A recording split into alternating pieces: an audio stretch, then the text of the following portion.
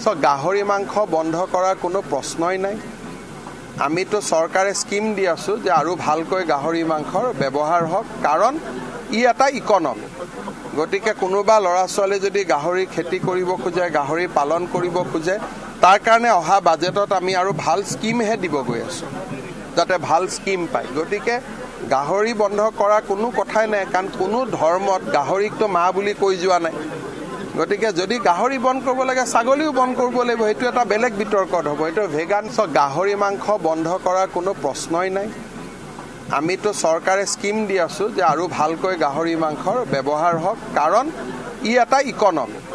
গতিকে কোনোবা ল'ৰা ছোৱালী যদি গাহৰি খেতি কৰিব খোজে, গাহৰি পালন কৰিব খোজে, তাৰ কাৰণে অহা বাজেটত আমি আৰু ভাল স্কিমহে দিব গৈ আছোঁ, যাতে ভাল স্কিম পায়। গতিকে গাহৰি বন্ধ কৰা কোনো কথাই নাই, কাৰণ কোনো ধৰ্মত গাহৰিকতো মা বুলি কৈ যোৱা নাই। গতিকে যদি গাহৰি বন্ধ কৰিব লাগে, ছাগলীও বন্ধ কৰিব লাগিব, সেইটো এটা বেলেগ বিতৰ্কত হ'ব। এইটো ভেগান।